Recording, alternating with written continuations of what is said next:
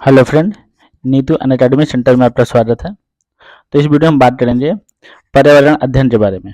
ये पर्यावरण अध्ययन जो है ये यूपी टेट और सुपर टेट के लिए है। जैसा आप लोग जानते ही हैं कि यूपी टेट की वैकेंसी आ चुकी है, जिसमें हम यूपी टेट के बाद जो क्वालिफाई कर जाएंगे जो स्टूडेंट, वही सुपर टेट देंगे। और ये आप लोगों को पता ही है, चुनाव का माहौल चल रहा है। 2027 में विधानसभा का चुनाव है, तो अप्रॉक्सीमेट 50 से 60 हज़ार वैकेंसी आने की संभावना है। तो अब जो बच्चे टेट क्वालिफाई करेंगे प्राइमरी का और जूनियर का, वही सुपर टेट दे पाएंगे। पर सुनने में ये भी आ रहा है कि जैसे सुपर टेट जूनियर का भी होने वाला है। इससे पहले जूनियर का सुपर टेट नहीं होता था, पर इस बार शायद होगा। ठीक है, तो सबसे पहले हम बात करते हैं पर्यावरण की। तो ये यूपी टेट में 30 नंबर का पर्यावरण पूछा जाता है। और ये बता दें, हमने पूरा नोट्स बनाया है, इतना आप पढ़ लीजिए। इसके बाद फिर आप क्वेश्चन की प्रैक्टिस कर लीजिए। मेरे पास क्वेश्चन की लिस्ट है, उस टेस्ट से मैं प्रैक्टिस करवा दूंगा। तो आपको 30 में से मान चलिए 25 क्वेश्चन कहीं नहीं गए। आपने पूरा पढ़ लिया तो 25 क्वेश्चन आपके सही हो जाएंगे। तो सबसे पहले हम बात करते हैं पर्यावरण अध्ययन की। तो इसमें जो हमारे पास टॉपिक है उसके बारे में डिस्कस करते हैं। और जो लोग हमारे चैनल पर नए हैं उनसे रिक्वेस्ट है कि आप हमारे चैनल को सब्सक्राइब करके अपने दोस्तों में ज़्यादा से ज़्यादा शेयर करें, जिससे ये सभी लोगों को बेनिफिट मिल सके। तो सबसे पहले हम बात करते हैं पर्यावरण अध्ययन के टॉपिक के बारे में। तो पहला जो हमारे पास टॉपिक है, पर्यावरण की संकल्पना। पर्यावरण की संकल्पना, इसमें हम पढ़ेंगे अर्थ और परिभाषा। इसका अर्थ पढ़ेंगे और परिभाषा पढ़ेंगे। फिर दूसरा हमारा जो टॉपिक है पर्यावरण के घटक, ये काफी इंपॉर्टेंट टॉपिक है। पर्यावरण के घटक, इसमें दो हैं, एक मानव निर्मित घटक है और दूसरा आपका प्राकृतिक घटक। तो मानव निर्मित और प्राकृतिक घटक। प्राकृतिक घटक जो है, घटक को कंपोनेंट बोलते हैं, ठीक है। प्राकृतिक घटक, इसमें आपका जैविक और अजैविक, क्या वगैरह, जैविक घटक और अजैविक घटक, ये दो पार्ट में डिवाइड है। फिर हमारे पास पर्यावरण और मानव के संबंध, पर्यावरण और मानव के मध्य संबंध, भाई पर्यावरण और मानव के बीच में कैसा संबंध है, इसके बारे में हम चर्चा करेंगे। जिन लोगों को इसका पीडीएफ चाहिए, मैं उन लोगों को पीडीएफ प्रोवाइड कर दूंगा। आप इस नंबर पर व्हाट्सएप करेंगे तो मैं आपको जितना भी मैं पढ़ा रहा हूँ इसका मैंने पीडीएफ खुद बनाया अपने हाथ से, तो ये सारी पीडीएफ आपको मिल जाएगी। नंबर आपका है 88 74 85 77 55। ये जितने भी मतलब यूपी टेट और सुपर टेट का जो पीडीएफ होगा, मैं आपको 1 बाय 1 वीडियो के माध्यम से पढ़ा भी दूंगा और इसका पीडीएफ आपको दे भी दूंगा। ठीक है, पीडीएफ से आप इसे प्रिंट आउट निकाल सकते हैं, अदरवाइज आप मोबाइल में पीडीएफ आराम से पढ़ सकते हैं। ठीक है, तो देखो सबसे पहले हम बात करते हैं पर्यावरण और मानव के बीच संबंध। ठीक है, नेक्स्ट हमारा जो टॉपिक है पर्यावरण की अवधारणाएं। पर्यावरण की अवधारणाएं। नेक्स्ट जो हमारा टॉपिक है परिस्थिति और पारिस्थितिक तंत्र। पारिस्थिति और पारिस्थितिक तंत्र हो गया। नेक्स्ट हमारा जैव विविधता हो रही, जैव विविधता।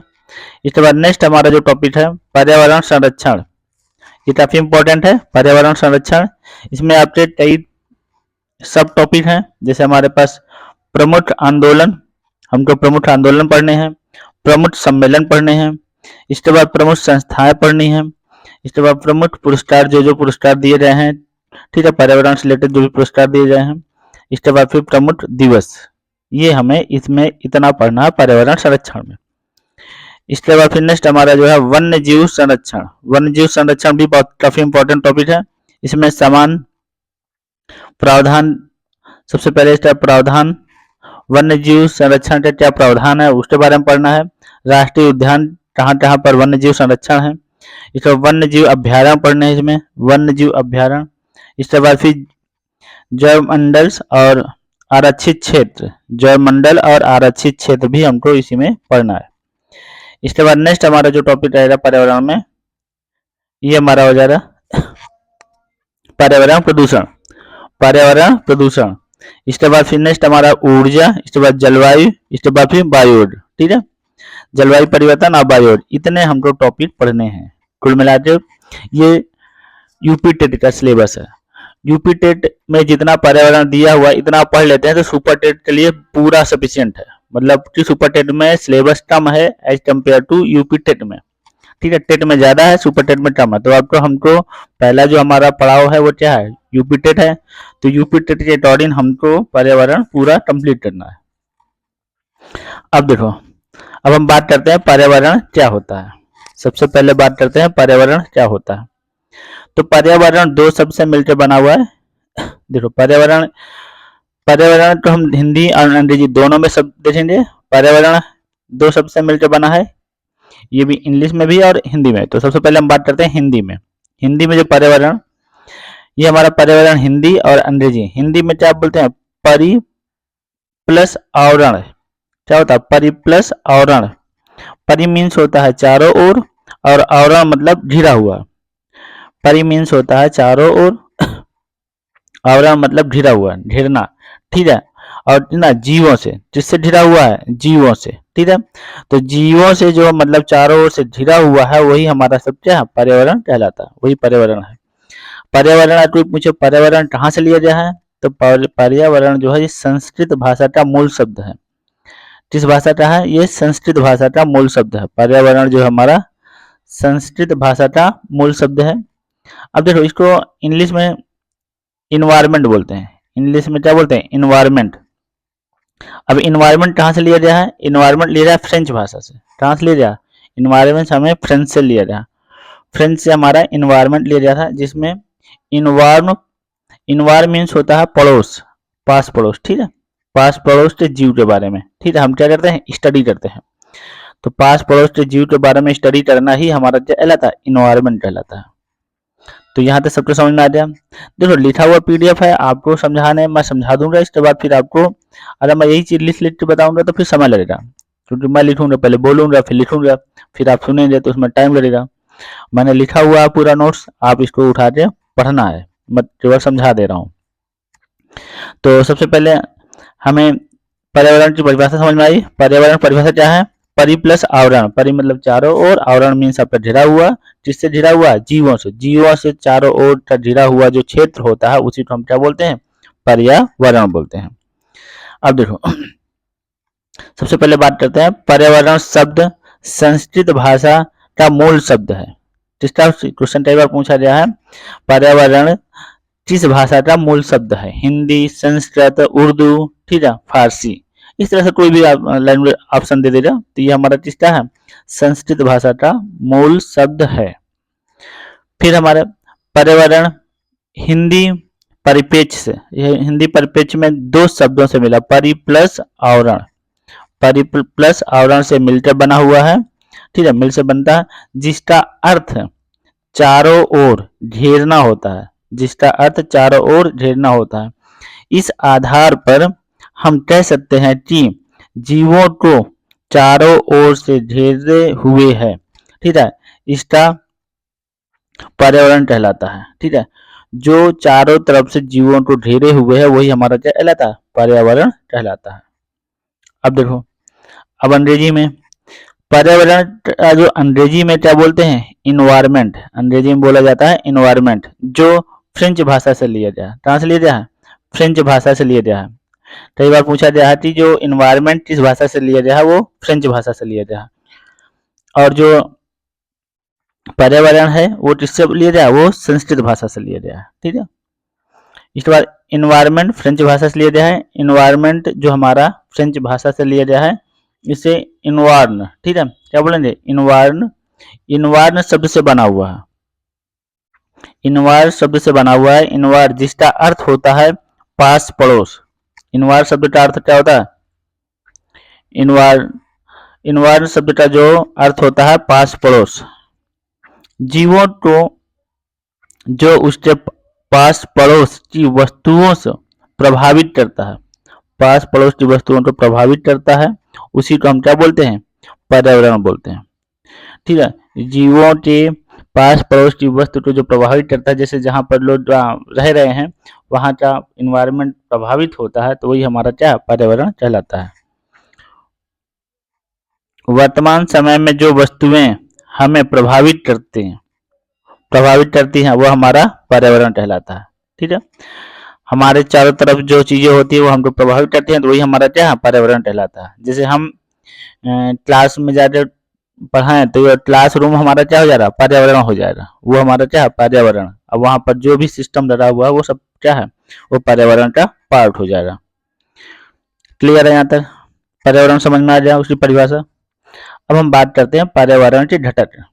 अभी मैंने बताया था पर्यावरण के दो घटक होते हैं। पर्यावरण के दो घटक होते हैं, पहला होता है प्राकृतिक घटक, दूसरा होता है मानव निर्मित घटक। प्राकृतिक घटक, जो प्राकृतिक के द्वारा हमारी कोई घटना घटती है उसे बोलते हैं प्राकृतिक घटक। जो मानव मानव द्वारा जो कोई घटना घटती है उसे बोलते हैं मानव निर्मित घटक। अब देखो प्राकृतिक में कौन कौन से आते हैं। प्राकृतिक में हमारे आते हैं जैविक और अजैविक घटक। कौन कौन से होते हैं, जैविक और अजैविक घटक। प्राकृतिक आपका दो होते हैं, एक होता है जैविक होता है, दूसरा क्या होता है, अजैविक होता है। जैविक जो होता है वो सजीव होता है, जैसे पता ही है जीवन, ठीक है, तो ये हमें क्या हो रहा है, ये सजीव होता है जिसमें हमारा क्या हो रहा है, जीवन हो रहा। और अजैविक मतलब क्या होता है, निर्जीव होता है। अजैविक हमारा क्या है, निर्जीव है। अब देखो जीवित जिसमें जीवन होता है उसमें क्या, वनस्पति हो रही, वनस्पति जगत, जंतु जगत, ठीक है। वनस्पति जगत और जंतु जगत ये हमारे किसमें आते हैं, ये आते हैं सजीव या जैविक घटक में आते हैं। सजीव घटक या जैविक घटक में आते हैं। जिसमें जीवन होता है उसे जैविक घटक बोलते हैं, और जैविक को हम क्या बोलते हैं, सजीव, मतलब क्या है, उसमें जीवन है। और इसके बाद फिर अजैविक में क्या होता है बेटा, अजैविक में हमारा जो होता है वो निर्जीव होते हैं। अजैविक क्या होता है, निर्जीव होता है। निर्जीव मीन्स क्या, जैसे पर्वत हो गया, पर्वत, पठार, ठीक है, वायु, मृदा, जल, ये सब हमारे क्या है, ये निर्जीव है, ये निर्जीव घटक है, ठीक है। अजैविक घटक, अजैविक घटक के एग्जाम्पल क्या हो जाएंगे। कई बार क्वेश्चन में पूछा गया है कि निर्जीव घटक कौन कौन से हैं, उसमें 4 ऑप्शन दे देगा, ठीक है। निर्जीव घटक कौन सा है तो 4 ऑप्शन दे देगा, और 4 ऑप्शन में से एक ऑप्शन आपका निर्जीव का होगा और 3 ऑप्शन हमारे क्या हो जाए, सजीव डाल दे रहा, तो पहचानना होगा। तभी बोले रहे जैविक घटक कौन सा है, इसमें निम्नलिखित में से कौन सा जैविक घटक है। क्वेश्चन इसी प्रकार से पूछा था, बहुत छोटे छोटे क्वेश्चन होते हैं। निम्नलिखित में कौन सा जैविक घटक है, ऑप्शन में दे देगा पर्वत, पठार, वायु और इसके बाद फिर वनस्पति जगत। तो कौन सा ऑप्शन हो जा रहा, वनस्पति जगत हो जाएगा। तो ये हमारा क्या हो जाए, जैविक घटक। अब हम मानव, यह प्राकृतिक घटक 2 प्रकार से होता है, मैं रिपीट कर दे रहा हूँ फिर से। प्राकृतिक घटक 2 प्रकार का होता है, एक होता है जैविक, दूसरा होता है अजैविक। जैविक मीन्स होता है जीवन, ठीक है, जिसे हम सजीव बोलेंगे, ठीक है। सजीव, सजीव किसमें होता है, वनस्पति जगत में होता है, और जंतु जगत में, जो इंसान होते हैं, जंतु होते हैं, उसमें क्या होता है, जीवन होता है, जैसे हम लोग में जीवन है। और अजैविक घटक क्या होता है, निर्जीव होता है, जिसमें पर्वत, पठार, वायु, मृदा, जल, ये सारी चीजें इसमें आती हैं। अब इसके बाद फिर मानव निर्मित घटक। मानव निर्मित घटक हमारे क्या है, जिसमें कुर्सी, मेज, मोबाइल, चार्जर्स, ठीक है, ये सब क्या है, ये मानव द्वारा सब बनाए गए हैं, तो इसे बोला जा रहा है मानव निर्मित घटक। मानव निर्मित घटक, ठीक है। मानव निर्मित घटक जो होते हैं वो हमेशा क्या होते हैं, वो ये हमारे निर्जीव होते हैं, निर्जीव। इसमें क्या देखो, अब ये तो कुर्सी, मेज या मोबाइल, ये तो सब समझ में आ जाता है, मानव निर्मित घटक है। कभी कभी क्या होता है, कोई चीजें नहीं समझ में आती, जैसे ये इंपॉर्टेंट पॉइंट है, जैसे हमारा क्या, धर्म, सभ्यता, संस्कृति और संविधान, ये सब क्या है, ये मानव निर्मित घटक ही है। ये किसके हैं, एग्जाम्पल है मानव निर्मित घटक के। अब हम बात करते हैं जैविक घटक। जैविक घटक क्या है, अभी हमने एक्सप्लेन भी किया था। पर्यावरण के जैविक घटक से तात्पर्य है सजीवों के संसार का होता, सजीवों के संसार से होता है, जिसमें जीवन पाया जाता है। बिल्कुल सिंपल सा, हमें परिभाषा नहीं याद करनी है। जैविक घटक है तो इसमें क्या होगा, उसमें जीवन होगा, ठीक है। जिसमें जीवन है वो हमारा क्या है, जैविक घटक है। इसके अंतर्गत हमारे कौन कौन से आते हैं, वनस्पति जगत हो गया, जंतु जगत हो गया, जंतु जगत और वनस्पति जगत आते हैं। अब इसमें देखो एग्जाम्पल में देखो, जैसे पेड़ पौधे, पेड़ पौधे हमारे क्या हैं, ये जैविक घटक हैं। पशु पक्षी भी हमारे क्या हैं, जैविक घटक हैं।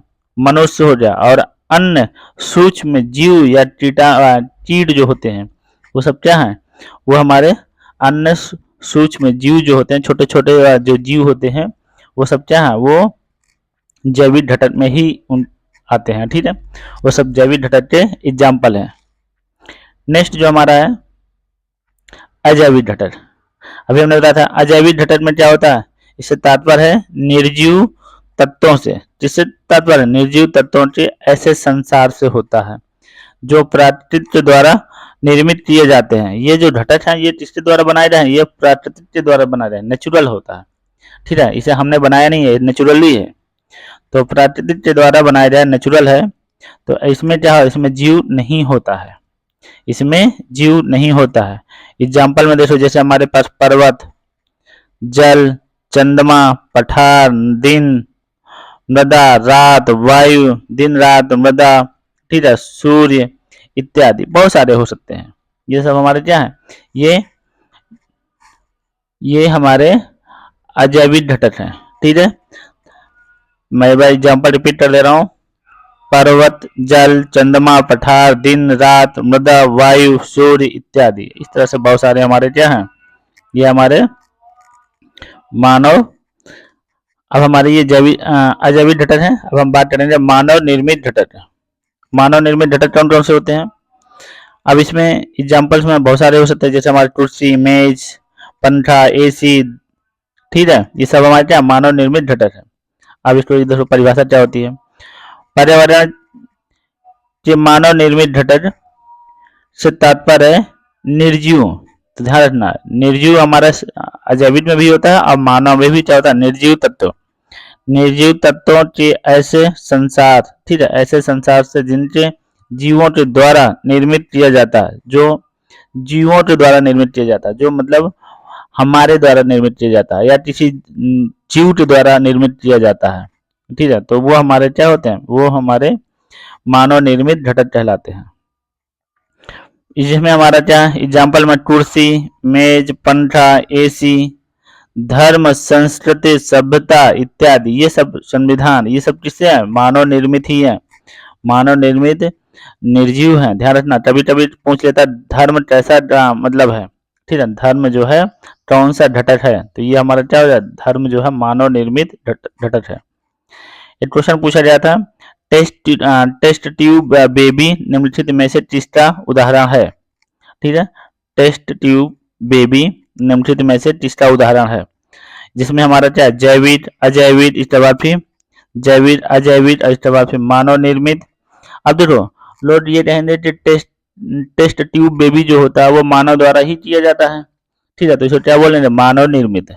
मानव निर्मित बोल सकते हैं, ऑप्शन मार देंगे मानव निर्मित। पर देखो अभी हमने बताया था मानव निर्मित में क्या होता है, वो निर्जीव होता है।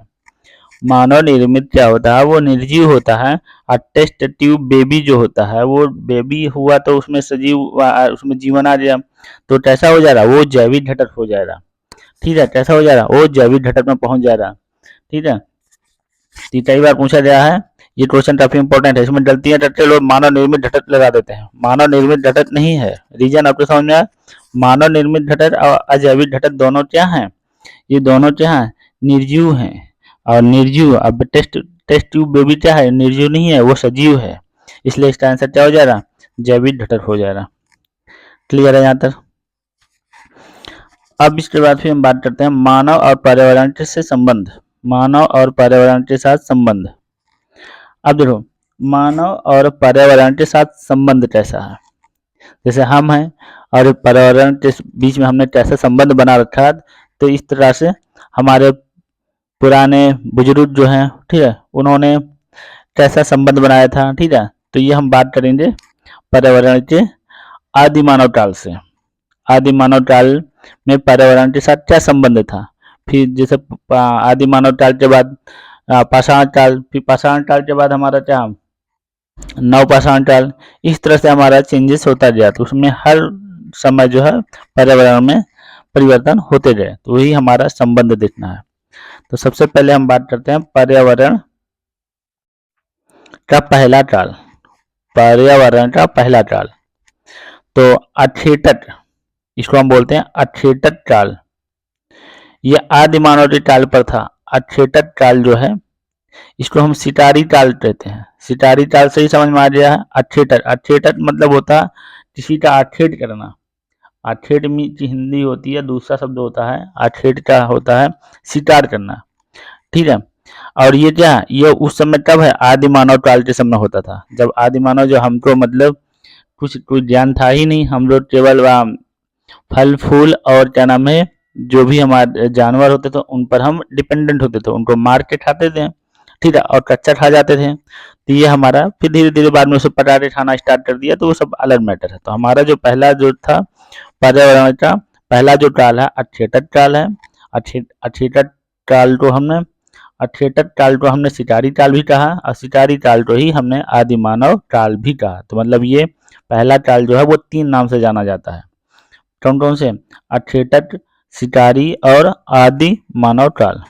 अठेटट, सिकारी और आदि मानव काल। अब देखो, अठेटट काल, सिकारी काल और आदि मानव काल, ये तीनों एक ही है, ठीक है, अलग अलग नहीं है, एक ही है। इसमें हमारा क्या कारक है, इसमें हमारा कारक है, मतलब कि पर्यावरण और इन मनुष्य के बीच में, पर्यावरण और मनुष्य के बीच में कैसा संबंध था, तो कारक का संबंध था। कैसा था, कारक का संबंध था। जब कारक का संबंध था तो इसको हमने पाता दाता की संज्ञा दी थी। तो हमने क्या बोला, पाता दाता की संज्ञा दी। तो पाता दाता की संज्ञा देने का मतलब है कि ये इन दोनों में कैसा संबंध हुआ, पाता दाता का मानव कहलाया। अब ये इससे जो हमारे पास आदि मानव काल था तो इनको हम बोलते थे ये पाता दाता के मानव है। पाता दाता के मानव का मतलब ये हुआ कि हमसे कुछ पर्यावरण से कुछ लेते थे और ये पर्यावरण को कुछ देते थे, तो इसीलिए बोला जाए इसको पाता दाता का मानव। अब देखो, मनुष्य जो होता है सबसे बुद्धिमान प्राणी होता है, सबसे बुद्धिमान प्राणी जो होता है कौन होता है, वो मनुष्य ही होता है, ठीक है, मानव, ठीक है, मानव जो है सबसे बुद्धिमान प्राणी माना जाता है। इसके बाद फिर नेक्स्ट हमारा जो सेकेंड जो है काल जो है पशुपालन काल। पशुपालन काल, अब हम क्या करेंगे, पशु जो है दुधारू पशु, खेती करने वाले पशु, इस तरह से मतलब बहुत सारे पशु थे, उनको हमने पालना स्टार्ट किया, उनके बारे में जानकारी मिली। तो उस समय जो हमारा जो काल आया उसको बोला गया पशुपालन काल। पशुपालन काल में क्या था, अब इसमें क्या है रूपांतरण करता, और जब हम पशुपालन करेंगे तो उसमें रूपांतरण करेंगे, और कुछ सहायक भी थे, जैसे हम पशु पालेंगे तो उसमें पशु कुछ हमारे खेती में सहायता करेंगे, कुछ दूध इस तरह से मतलब मिलेगा, तो वो भी हमारे क्या सहयोगी हैं। अब रूपांतरण क्यों बोला जाए, रूपांतरण जैसे अब हमने पशु पाला तो वहां पर उनको बैठने रहने की हमने क्या किया, वहां पर झोपड़ी उपड़ी बनाएंगे, मतलब समूह में रहना स्टार्ट करेंगे, इस टाइप का हमारा होगा, ठीक है। तो ये हमारा क्या है, अब हम जब पशु पालेंगे तो वहाँ समूह में रहना स्टार्ट करेंगे, जैसे अब समूह में रहेंगे तो अपने आप को भी हम सेफ समझेंगे, ठीक है। अब समूह में रहेंगे तो वहाँ पर झोपड़ी बनाएंगे, झोपड़ी बनाएंगे तो अब वहाँ का क्या रूपांतरण हुआ, पहले कुछ नहीं था, वहाँ का हमने रूपांतरण किया, पेड़ों से डालियाँ काट के हमने क्या किया, वहाँ पर झोपड़ियाँ बना दी। तो ये हमारा क्या रूपांतरण करता हो जा रहा। सहायता, हम तब भी सहायता करते थे, पर्यावरण की सहायता करते थे।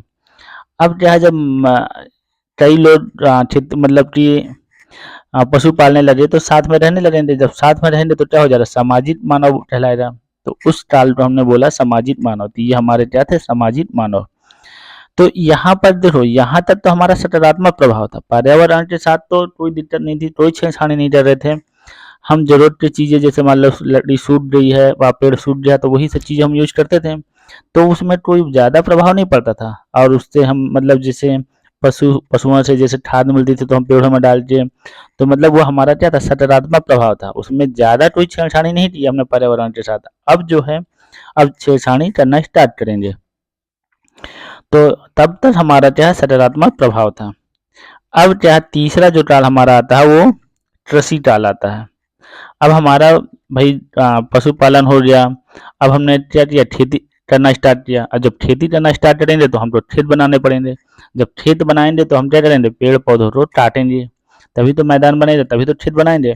तो क्या, तब हमने परिवर्तन करना स्टार्ट किया, तो क्या बोलेंगे, परिवर्तन करता। तब हमने बोला उस काल को हमने परिवर्तन करता बोले, परिवर्तन करता किसमें, कृषि काल में आ जा रहा। और इसमें क्या, इसमें जरूरत की चीजें क्या, आर्थिक मानव, इनको क्या बोला जाए, ऐसे मानव को बोला जाए आर्थिक मानव। आर्थिक मानव मीन्स वो अपने जरूरती चीजों पर ही मतलब ध्यान देता था, तो इसको बोला जाए आर्थिक मानव। अब जब आर्थिक मानव हो जाए तो मानव जब स्वार्थी हो जाए तो क्या हुआ, नकारात्मक प्रभाव पड़ेगा। तब हमारा कैसा प्रभाव पड़ा, तब हमारा नकारात्मक प्रभाव पड़ा। क्लियर है यहाँ तक, कोई डाउट तो नहीं सबको। पहला टाल आदिमानव टाल, ठीक है, सिटारी टाल भी उसको बोला जाता था, सिटारी टाल बोलता है, अठेटक टाल भी बोला जाता था, ठीक है। अब दूसरा हमारा टाल था पशुपालन था, पशुपालन। तीसरा हमारा क्या था, कृषि टाल, कृषि टाल हो गया। और चौथा जो हमारा टाल है जो अभी भी चल रहा है, पर्यावरण का वर्तमान टाल, पर्यावरण का जो वर्तमान टाल वही हमारा चौथा टाल है। इसे प्रौद्योगिकी टाल बोला जाता है, प्रौद्योगिकी टाल बोला जाता है। इसमें जहाँ मनुष्य अपने जरूरत के हिसाब से सुविधा के अनुसार अपना चेंजमेंट करता है, उसमें पर्यावरण पर कोई ध्यान नहीं देता है, ठीक है। प्रौद्योगिकी टाल में हमारे पास क्या है, प्रौद्योगिकी टाल जब हमारे पास आया तो इसको बोला जाए विध्वंसक विध्वंसक काल और ये विनाशक काल, ठीक है। ये पर्यावरण को विध्वंस कर रहे थे और इनको पर्यावरण को हानि कर रहे थे, विनाश कर रहे थे, इसलिए बोला जाए ये विनाशक काल है, ठीक है। अब विनाशक काल ही हमारा क्या, प्रौद्योगिकी काल है।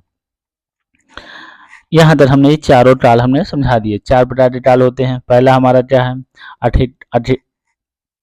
ये सिटारी काल, अठेटक काल, सिटारी काल या अठेटक काल, ठीक है। तो दूसरा हमारा टाल है कृषि टाल। तीसरा जो हमारा है वो हमारा पहला दूसरा हमारा पशुपालन, तीसरा हमारा क्या कृषि है, चौथा हमारा क्या है, चौथा हमारा है ये पर्यावरण, ठीक है। चौथा हमारा पर्यावरण काल में जिसमें हमारा प्रौद्योगिकी काल हो जाएगा। अब देखो बात करते हैं अठेटक काल। अठेटक काल यह पर्यावरण का प्रथम काल है। अगर कभी क्वेश्चन पूछा जाए पर्यावरण का प्रथम काल कौन सा है, तो पर्यावरण का प्रथम काल हमारा क्या, अठेटक काल है। इस काल को हमने सिटारी काल भी बोला, अभी हमने बताया था सिटारी काल या आदि मानव काल भी बोला जाता है। सिटारी काल या आदि मानव काल बोला जाता है, के नाम से भी जाना जाता है। इस काल में, ठीक है, मनुष्य जो होता है अन्य जीव जंतुओं की भांति एकमात्र कारक का काम करता है, इसीलिए हमने इसे कारक की संज्ञा दी थी, कारक था। इसीलिए इसका जो पर्यावरण के साथ जो संबंध कैसा बना, पर्यावरण के साथ संबंध जो बना वो कारक का संबंध बना। तो मानव आदि मानव काल, अठेटक काल या सिटारी काल का जो संबंध कैसा है, कारक संबंध है, कारक संबंध हो गया। और इस काल में मानव अपनी सभी जरूरतों को पर्यावरण से प्राप्त करता था। मानव को जितनी भी जरूरत पड़ती थी वो पर्यावरण से प्राप्त होती थी, और अपने क्रियाकलापों से पर्यावरण की क्या करता था, सहयोग करता था, सहयोग प्रदान करता था। भाई कोई एक्टिविटीज कर रहे हैं उससे हमारा पर्यावरण को प्रॉफिट मिल रहा है, तो पर्यावरण में कोई प्रभाव नहीं पड़ा, पर्यावरण को प्रॉफिट मिला, मतलब हम पर्यावरण को प्रॉफिट दे रहे हैं और पर्यावरण से हमको मिल भी रहा। तो इसीलिए हम इसको क्या बोले, पाता दाता का मानव बोला गया। क्या बोला गया, पाता दाता का मानव। तो पाता दाता का मानव प्रथम काल को बोला जाता है। प्रथम काल को क्या, सिटारी काल बोला जाता है, अठेटक काल बोला जाता है, आदि मानव काल बोला जाता है। इतना सारी चीजें इसमें आती हैं। अब नेक्स्ट जो हमारे पास है पशुपालन। अब पशुपालन क्या होता है, ये पशुपालन जो है हमारा, ये पर्यावरण का दूसरा काल है। पर्यावरण का दूसरा काल हमारा क्या, पशुपालन है। पर्यावरण का जो दूसरा काल है पशुपालन है, ठीक है। पर्यावरण के इस काल में मनुष्य सर्वप्रथम समूह में रहना प्रारंभ किया था।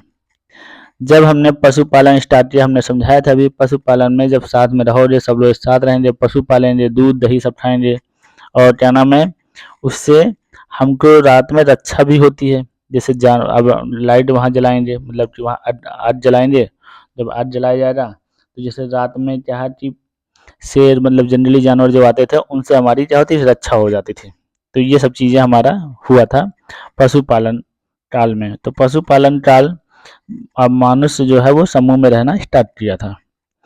इस काल में मानव का उसके पर्यावरण के साथ रूपांतरण करता और सहायक का संबंध था।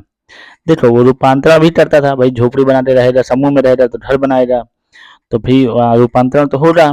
सहयोग क्या करता था, पर्यावरण के साथ जब रहता था तो पर्यावरण को सहयोग करता था, तो ये क्या सहयोग वाला भी संबंध था।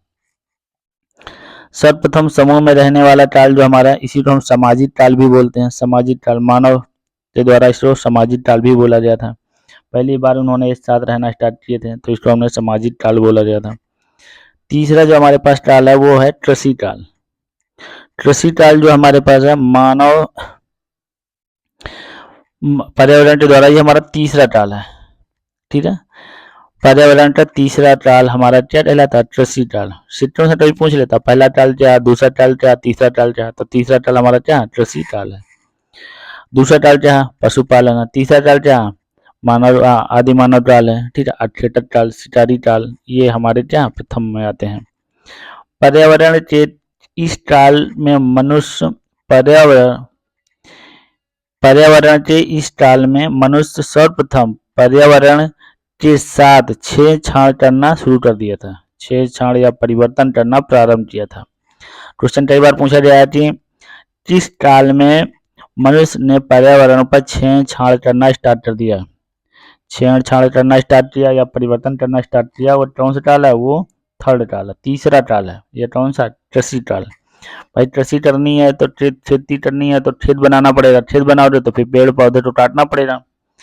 तो इस काल में मानव पर्यावरण के साथ परिवर्तन करता था, संबंध बनाया। कैसे संबंध बनाया, इसमें परिवर्तन, जब पेड़ पौधे काटोगे तो क्या हुआ, परिवर्तन हो गया। तो यह हमारा कैसे संबंध हो गया, परिवर्तन करता था, संबंध बनाया। इसमें क्या, मानव केवल अपना आजीविका पर ध्यान देता था। आजीविका का साधन जुटाने पर सबसे पहला उसका मेन पेशा था, जुटाना प्रमुख पेशा था। अपनी आजीविका मतलब जीवन चलाने के लिए जो जो चीजें हमको जरूरत पड़ेंगी उसके अकॉर्डिंग हम क्या करते थे, उस पर हम पहले ध्यान देते थे। के कारण आर्थिक मानव, इसको क्या बोला गया, आर्थिक मानव की ही संज्ञा दी गई थी। उसका ध्यान कहाँ था, उसका ध्यान हमारे आजीविका पर था, अपने आजीविका चलाने पर। आजीविका चलाने पर हमारा ध्यान आता है, तो क्या मतलब आर्थिक, तो आर्थिक की जब बात आ जा रही तो वो जो मानव हो जा रहा है उसे बोला जा रहा है आर्थिक मानव। तो तीसरे काल को हमने क्या बोला, आर्थिक मानव भी बोला जाता है। यही छोटे छोटे क्वेश्चन पूछे जाते हैं। आर्थिक मानव किस काल में आता है, आर्थिक मानव हमारा तीसरे काल में आता है। फिर नेक्स्ट हमारा प्रौद्योगिकी काल। प्रौद्योगिकी काल जो होता है हमारे पास पर्यावरण का, ये वर्तमान काल है। तो वर्तमान काल कौन सा, प्रौद्योगिकी काल है, जिसे मशीनी काल भी बोल सकते हैं, ठीक है। मशीनी काल, इस समय क्या मशीन युग चल रहा है तो मशीन युग भी बोला जा सकता है। जी, जिस काल में मनुष्य अपने जीवन को आसान बनाने के लिए, ठीक है, आसान बनाने के लिए मशीनीकरण की दिशा में तीव्र गति से आगे की ओर बढ़ रहा है, उसे हम प्रौद्योगिकी काल कहते हैं। कोई पूछे प्रौद्योगिकी काल क्या होता है, प्रौद्योगिकी काल वो काल है जिसमें मनुष्य अपने जीवन यापन को सरल और सुगम बनाने के लिए वो मशीनीकरण का प्रयोग करने लगा है, ठीक है, मशीनी काल की तरफ बढ़ रहा है, तो ये हमारा क्या प्रौद्योगिकी काल कहलाता है। अब देखो इस काल के मानव उनके पर्यावरण के, इस काल के मानव उनके पर्यावरण को विध्वंसक या विनाशक काल भी कहा जाता है। इस काल में पर्यावरण पर बहुत ज्यादा हानि हुई, ठीक है। जो जरूरत की चीजें थी सो काट के हटा दी गई, तो इससे क्या पर्यावरण पर बहुत ज्यादा हानि हुई। जब पेड़ पौधे कम हुए और हमने मशीनीकरण किया तो बहुत सारे पॉल्यूशन होना स्टार्ट हुआ, बहुत प्रदूषण स्टार्ट हो गया, तो इससे क्या पर्यावरण को काफी हानि हुई। पर्यावरण काफी हानि हो रही है तो इससे क्या बोला जाता है, विध्वंसक, पर्यावरण का विनाश हो रहा है, ठीक है। तो विनाशक काल भी इसे बोला जाता है, विध्वंसक या विनाशक काल भी इसका नाम पड़ा। इस काल में मानव को प्रौद्योगिकी मानव कहा जाता है। इसको क्या बोला, प्रौद्योगिकी मानव बोला जाता है। तो ये हमारा क्या हो गया, पर्यावरण के काल के बारे में, ठीक है। अब हम बात करते हैं पर्यावरण की अवधारणाएं। पर्यावरण की अवधारणा क्या होती है, पर्यावरण की अवधारणा जो है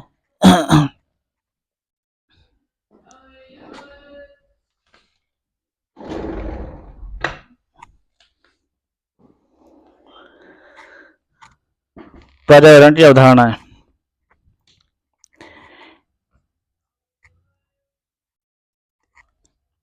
पहला हमारे पास नियतिवादी अवधारणा, दूसरा हमारा संभववादी अवधारणा और इसके बाद फिर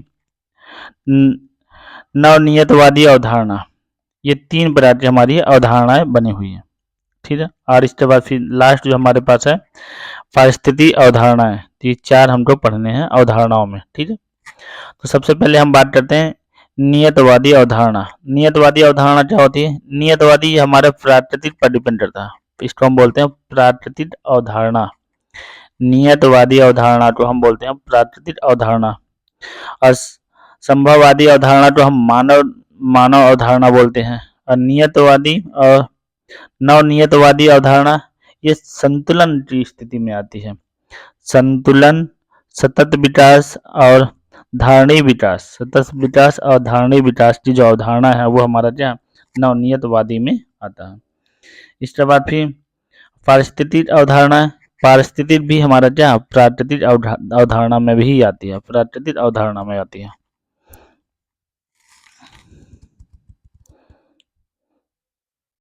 तो ये हमारा पूरा जो चैप्टर्स है आज के लिए इतना ही। बाकी नेक्स्ट टर्म में धीरे धीरे करके हम ये पूरा जो है ये जितना हमने यूपी टेट का पूरा बना रखे हैं ये पूरा हम करवा देंगे। इसके बाद फिर इसके सारे क्वेश्चंस देखेंगे। फिर देखिएगा कि इस नोट से कितने क्वेश्चन फंसते हैं। सारे क्वेश्चन जो आप पढ़ेंगे ना, सारे क्वेश्चन इसी में से फंस जाएंगे।